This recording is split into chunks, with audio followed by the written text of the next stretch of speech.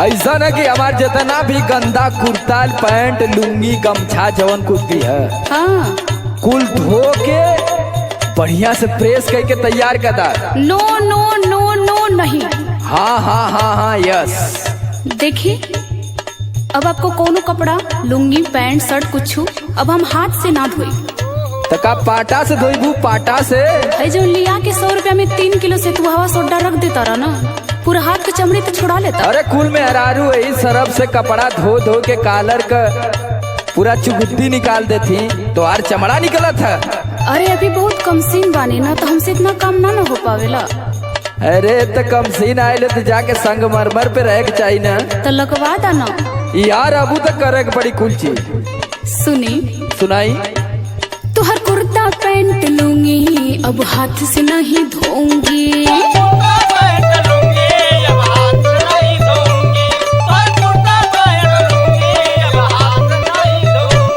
धोते धोवत कली पर रुपया लाग जाता होंगे।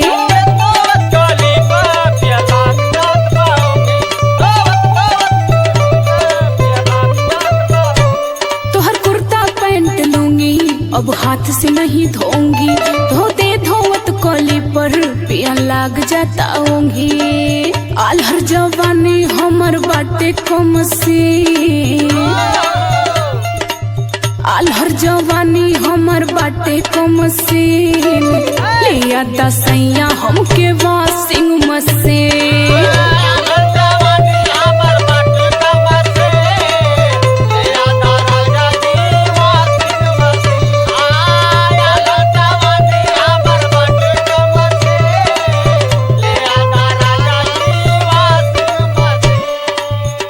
अरे हमने सगरो 3 से देखा चली आवत थी का कुल में हरारू अपने हाथे से कपड़ा धोवत थी। अच्छा तो ही एक अंग्रेजी पढ़ के आ तो के वॉशिंग मशीन चाहिए।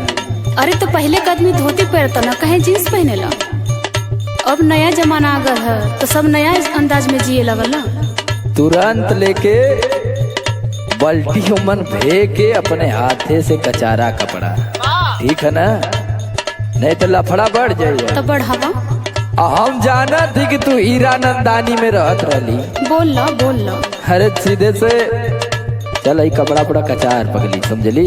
हम ना कचारा वो दिमाग खराब करता रहा। पहले जब दाढ़ी बनवा के आवता नहीं तो ढेलू हम ही घेरे के हुई।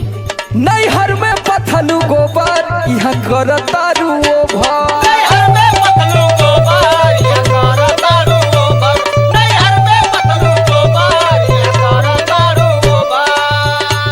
कवनो काम कहला पालत कावतारू धोभा।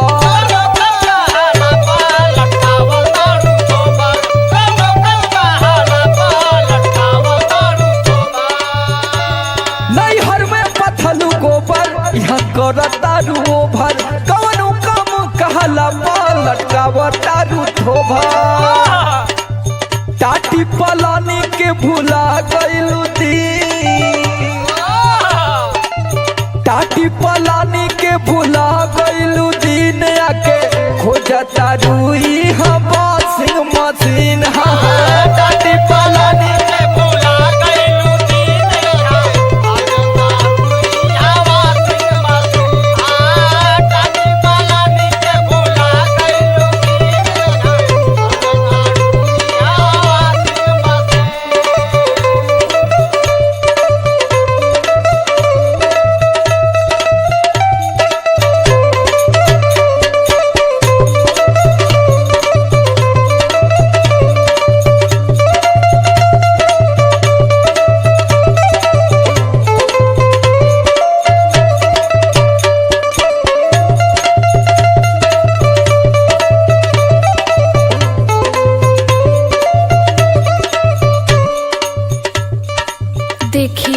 दिखाइए। समझ नहीं रहे हैं। हम खूब समझ रहे हैं। अरे आपकी जंगर चुरई है। देखिए सब हाथ सफेद हो जा रहा है। धोइए साफ हो जाएगा। सुनिए सुनाइए। काहे न पिया जी तू बुझेला बात के, सौरभ से चमड़ी छोड़ा ताटे हाथ के।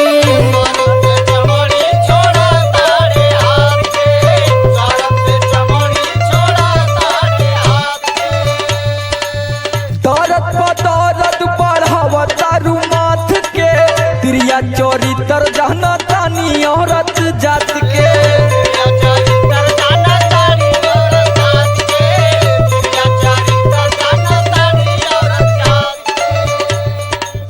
काहे तू पिया जी न बुझेला बात के, सौरभ से चौमड़ी छोड़ा ताटे हाथ के।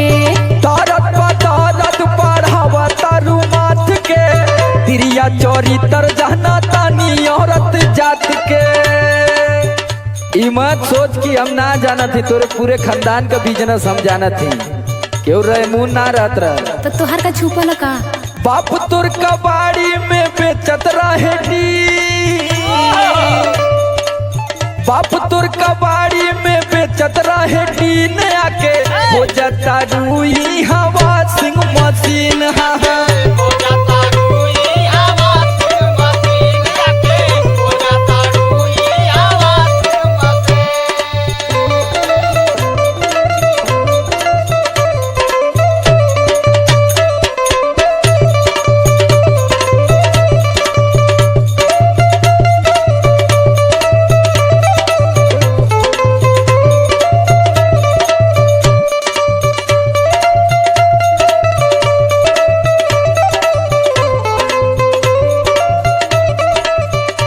ए राजा जी, बोला हो रानी जी। रउआ के हमार बात बुझात नहीं खे। हमरा खूब बुझात बा। सुनी ना, जवनी कुल एनर्जी बची वो कुल प्यार में लगाओ जी, प्यार करल जाई। प्यार बाद में कर जी, पहले काम करला। सुनी सुनाई। बाटे नी हो रहा बात बूझी हमार जी, बाचिए नौर जी तो करब खूब प्यार जी।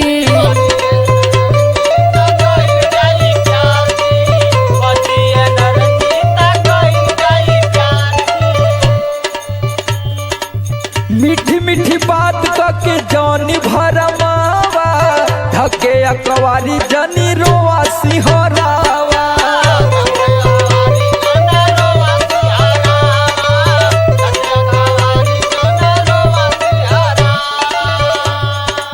बाटे नी हो रहा बात बूझी हमार जी, बाचिए नौर जी तो करब खूब प्यार जी।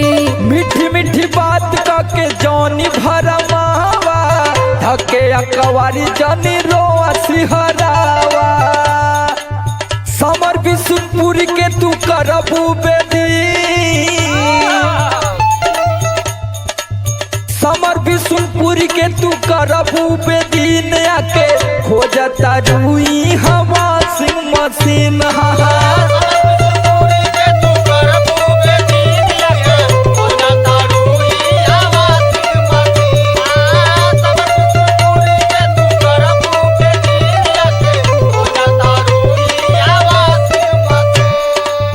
आलहर जवानी हमार बाटे को मशीन, ले आदि सैया हमके वाशिंग मशीन। टाटी पालानी के भुला गईलू दीन आके हो जाता रुई हवा सिंह मशीन। आलहर जवानी हमार बाटे को मशीन, ले आदि राजा जी वाशिंग मशीन।